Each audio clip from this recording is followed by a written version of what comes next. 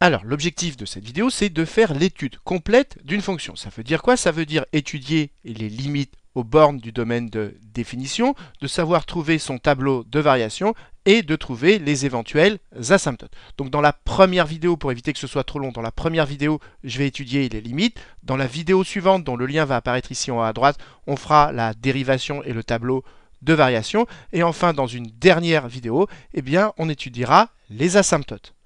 Alors, au passage, le symbole que vous avez ici, l'anti-slash, ça veut dire privé de. Donc ça veut dire R privé de 2, ça veut dire tous les nombres sauf 2, ça veut dire en fait comme domaine de définition, ça veut dire moins l'infini jusqu'à 2 exclu, union 2 plus l'infini. Et donc au lieu d'écrire tout ceci, eh bien on peut écrire de manière plus courte tous les nombres sauf 2, c'est-à-dire R privé de 2. Et donc du coup, comme on va étudier les limites aux bornes du domaine de définition, eh bien on va étudier la limite en moins l'infini, en 2 à gauche de 2, à 2 à droite de 2, et enfin en plus l'infini. C'est l'objet de ces deux questions qu'on va traiter maintenant.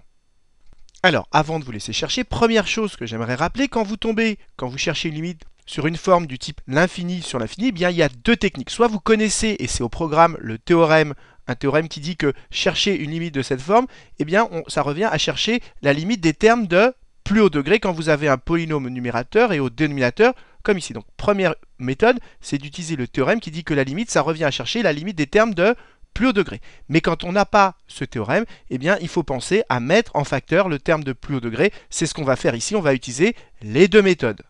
Deuxième chose extrêmement classique sur les limites, quand vous cherchez une limite et que vous tombez sur quelque chose de la forme a sur 0 et que a est différent de 0, eh bien pour trouver la limite, il faut chercher le signe du 0 qu'on a ici, savoir si c'est un 0 positif ou négatif. Donc ça, c'est quelque chose qu'on va utiliser et qui est extrêmement important. Donc voilà, j'ai rappelé les points les plus importants pour traiter cet exercice. Donc maintenant, appuyez sur pause, cherchez bien cet exercice et seulement après avoir bien cherché, regardez la suite de la vidéo.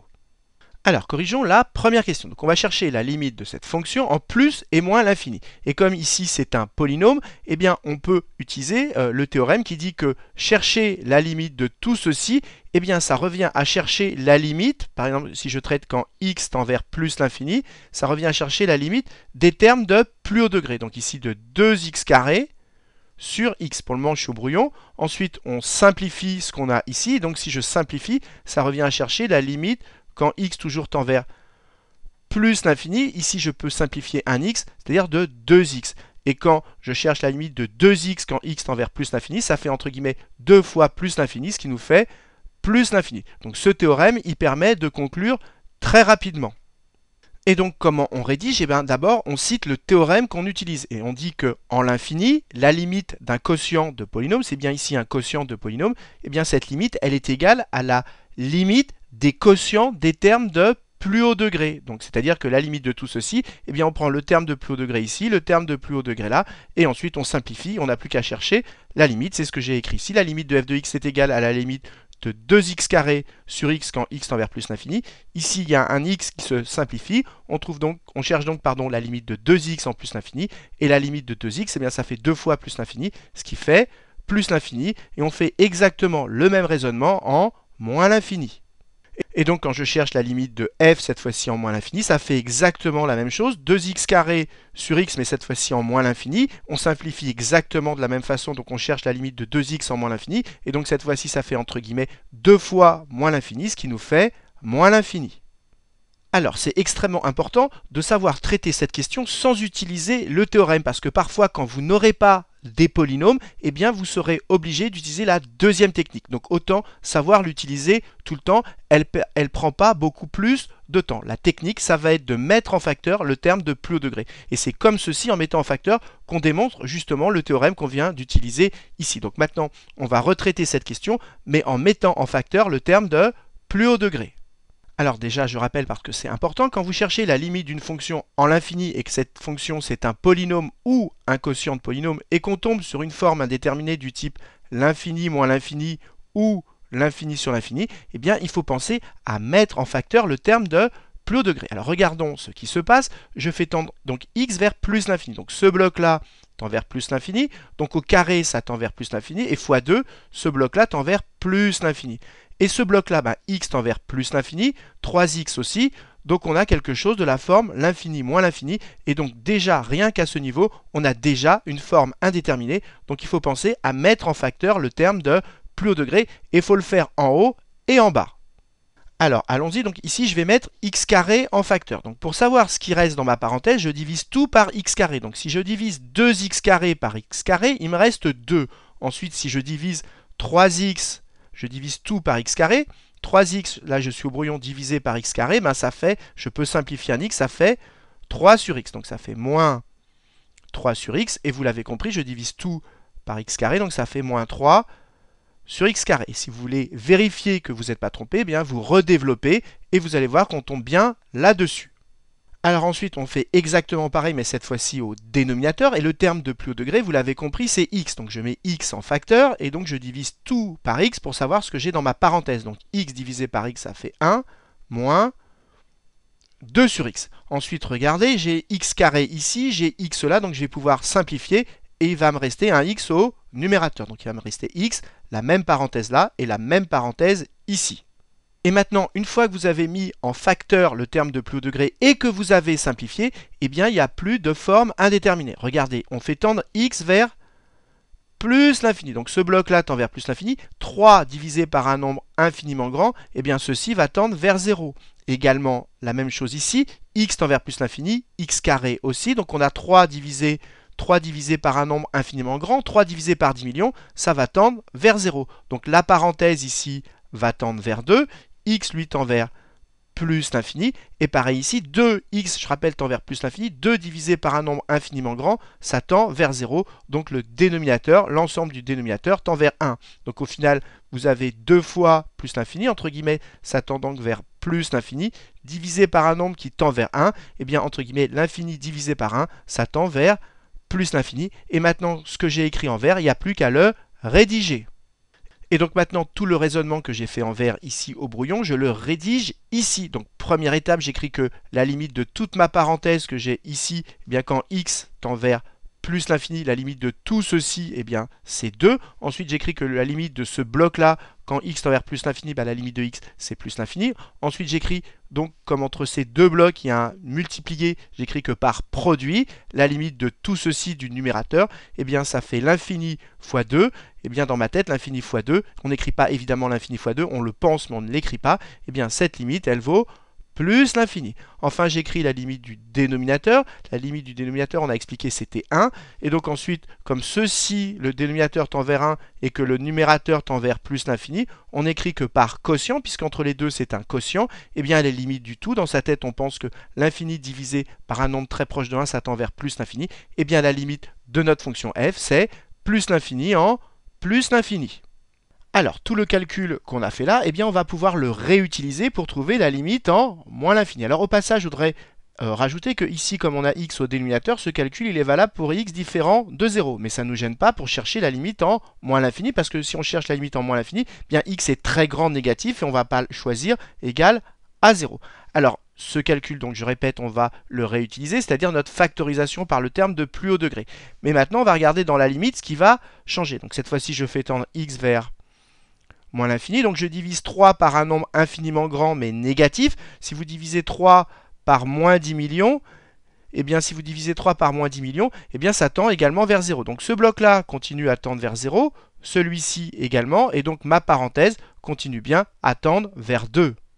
Maintenant, le deuxième bloc, x tend vers moins l'infini. Eh bien, si x tend vers moins l'infini, eh bien x tend vers moins l'infini. Donc cette fois-ci, on aura moins l'infini. Par produit, c'est toujours un produit. Donc le premier bloc, ici, la parenthèse tend vers 2, l'autre vers moins l'infini. 2 fois moins l'infini, eh bien ça tend vers moins l'infini. Donc cette fois-ci, ça tend vers moins l'infini. Le dénominateur, eh bien ici, 2 divisé par un nombre infiniment grand, mais qui est négatif, puisque x tend vers moins l'infini, 2 divisé entre guillemets par moins l'infini, ceci, ça tend toujours vers 0. Et donc ma parenthèse continue bien à tendre vers 1. Donc ici, entre guillemets, on a moins l'infini divisé par 1. Et bien, vous l'avez compris, ça tend vers moins l'infini. Et il n'y a plus qu'à réécrire exactement la même chose et à modifier juste ce qui était en bleu parce que j'ai écrit en rouge.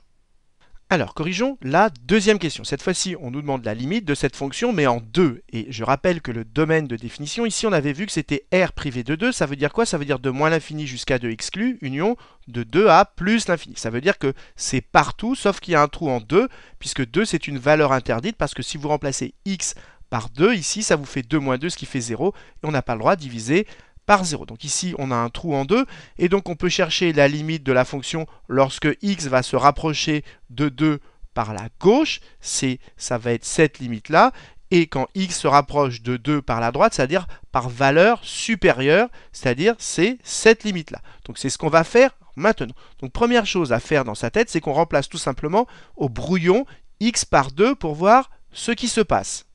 Alors, allons-y, je remplace x par 2 ici au numérateur. Donc, si vous faites le calcul, ici, ça va faire 2 au carré, ça fait 4 fois 2, 8. Ça va faire moins 6, moins 3, ce qui nous fait, au final, moins 1. Donc, si vous remplacez doucement, vous pouvez le faire de votre côté, x par 2 là-dedans, vous allez trouver moins 1. Et ici, ce bloc-là, quand je remplace x par 2, vous l'avez bien compris, on l'a déjà dit, ça va faire 2 moins 2, ça va tendre vers 0. Donc, finalement, on a quelque chose de la forme moins 1 sur 0. Le numérateur va tendre vers moins 1 et le dénominateur, parce que je n'ai pas le droit de remplacer exactement x par 2, mais par un nombre proche de 2. Donc le numérateur va tendre vers moins 1 et le dénominateur va tendre vers 0. Et on a indiqué dans le rappel que quand le dénominateur tend vers 0, pour trouver la limite de ceci, eh bien, il faut trouver d'abord le signe du dénominateur. Donc première étape, c'est de chercher systématiquement le signe du dénominateur lorsqu'il s'annule. Donc ici, on va chercher le signe de x-2. Alors, allons-y. D'abord, x-2, c'est une fonction affine. Et comme le coefficient qui est devant x, le nombre qui multiplie x, ici sous-entendu c'est 1, puisqu'il n'est pas indiqué, c'est 1x, eh bien c'est une fonction affine qui est croissante. Donc ça veut dire qu'elle s'annule quelque part, elle s'annule en 2, elle est négative avant 2 et positive après. Donc voilà, ici j'ai 2, elle s'annule cette fonction en 2, elle est négative avant et positive après. Voilà comment on trouve le signe de x-2. Il y avait juste à comprendre que c'était une fonction affine. Alors maintenant, on a presque fini parce que regardez ici le numérateur.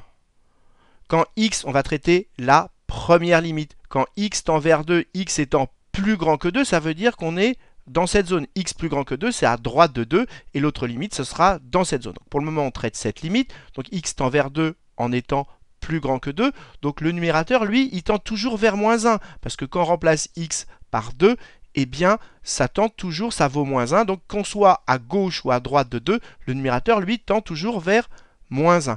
Et au dénominateur, on a vu que ça tendait vers 0, parce que ici, x-2, ça va tendre vers 0, mais comme on est dans cette zone, ça va être positif, donc ça va être un 0 positif. Alors, prenons un exemple. Prenez un nombre très proche de moins 1.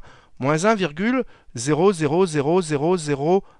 Et vous le divisez par un nombre très proche de 0 mais positif, 0,00001.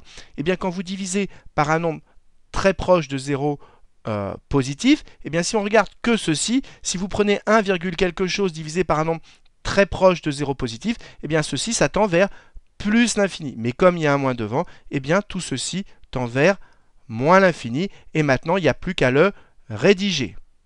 Et donc je commence par écrire que la limite du numérateur que j'ai réécrite ici, quand x tend vers 2, c'est moins 1. Peu importe que x soit plus grand ou plus petit que 2, le numérateur il tend toujours vers moins 1 quand x tend vers 2. Ensuite j'écris la limite du dénominateur, c'est 0, mais comme x ici est plus grand que 2, on est dans cette zone dans notre tableau de signes, donc c'est un 0, x-2 tend vers 0 en étant positif. On écrit 0 plus. Et ensuite, pour trouver la limite du tout, je répète comment j'ai fait. Si vous prenez 1 divisé par 0,0001, eh bien, ça va vous donner un nombre très grand positif. Et donc, si vous prenez moins 1 divisé par ceci, ça vous donne un nombre très grand négatif. En fait, on applique la règle des signes. Et donc, on écrit que par quotient, la limite du tout, moins 1 divisé par un nombre très proche de 0 positif, ça va, comme ici c'est négatif, ça va donner un nombre très grand, mais négatif. Et pour vous en convaincre, je vous conseille d'utiliser votre calculatrice et de prendre moins 1 et de le diviser par un nombre très proche de 0 mais positif. Voilà comment on trouve la limite de la fonction en 2 par valeur supérieure, c'est-à-dire quand x est plus grand que 2. Alors maintenant, je vais traiter l'autre limite. Donc cette fois-ci, on fait tendre x vers 2 mais par valeur inférieure à 2. Alors qu'est-ce que ça va changer? Je le mets en rouge, x tend vers 2 mais x est plus petit que 2, et bien ici ça tend toujours vers moins 1. Sauf que ici, x tend vers 2, mais par valeur x inférieure à 2, eh bien ça va tendre encore vers 0, mais vous l'avez compris, cette fois-ci, ça sera un 0 moins. Donc on va avoir moins 1 divisé par un 0 négatif. D'après la règle des signes, ça va faire plus. Et si vous divisez 1 par 0, ça fait l'infini. Donc ici, ça fera plus l'infini. Donc la limite de f de x quand x tend vers 2, mais par valeur inférieure à 2, eh bien la limite, ce sera plus l'infini. Donc il n'y a plus qu'à réécrire ce que j'ai écrit en rouge et de refaire une ligne pour rédiger la limite quand x tend vers 2, mais x plus petit que 2. Alors juste pour être sûr que tout le monde comprenne bien, quand je vais faire tendre x vers 2 mais par valeur inférieure, du coup je suis bien dans cette zone. X est plus petit que 2 et c'est pour ça que cette fois-ci ça va tendre vers 0 en étant négatif parce que cette fois-ci je suis dans cette zone. Donc voilà, je vous ai remis ici comment rédiger la limite quand x tend vers 2 mais par valeur inférieure. Alors une fois qu'on a trouvé ces deux limites, eh bien il faut comprendre, c'est très important, il faut comprendre graphiquement ce qui se passe, ça permet de voir s'il y a des asymptotes verticales ou pas. Alors comment on fait pour comprendre? Eh bien d'abord on fait un repère, on place 2 sur l'axe d'abscisse parce que x va tendre vers 2, on prend, là je suis au brouillon, un point au hasard, son abscisse c'est x et son ordonnée c'est f de x. Et maintenant, il faut comprendre ce qu'on a démontré. On a démontré que quand x tend vers 2, en étant plus grand que 2, donc par ce côté-là, eh bien f de x, c'est-à-dire l'ordonnée, va tendre vers moins l'infini. Donc x se rapproche de cette valeur-là, et l'ordonnée f de x va tendre vers moins l'infini. Donc voilà ce qui se passe, on va avoir une asymptote verticale.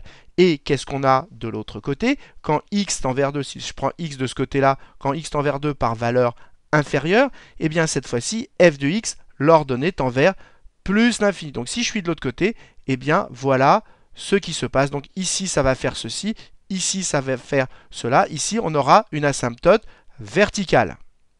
Et donc c'est ce que j'ai représenté ici, c'est pas parfait parce que c'est pas très droit, mais c'est un brouillon. Et donc cette droite, elle a quoi comme équation? Eh bien, comme tous les points de sa droite ont la même abscisse, c'est une équation x égale 2. Et donc on peut en conclure d'après ces deux limites, eh bien que la courbe de f, elle admet une asymptote verticale d'équation x égale 2. C'est ce que je vais rajouter maintenant.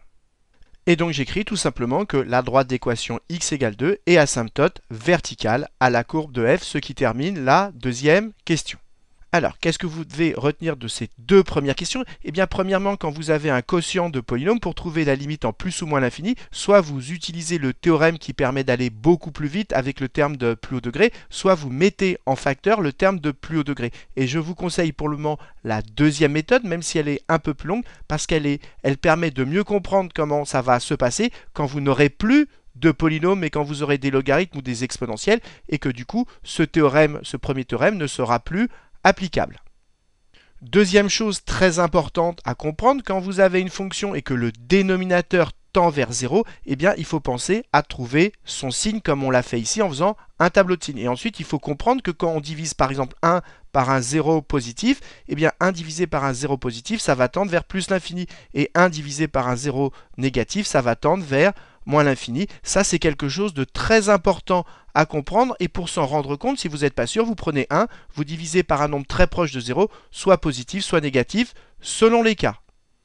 Enfin, dernière chose très importante, quand vous avez trouvé une limite, il faut penser à faire un schéma sur votre brouillon pour comprendre graphiquement ce qui se passe et de voir que, comme ici, il y avait une asymptote verticale. Donc voilà, j'espère que cette vidéo vous a permis de mieux comprendre les limites en plus ou moins l'infini et des limites sur des valeurs interdites. Et comme d'habitude, si vous avez apprécié cette vidéo, n'hésitez pas à la partager et à la liker. Et dans la prochaine vidéo dont le lien va apparaître ici en haut à droite, eh bien, on traitera le tableau de variation de f.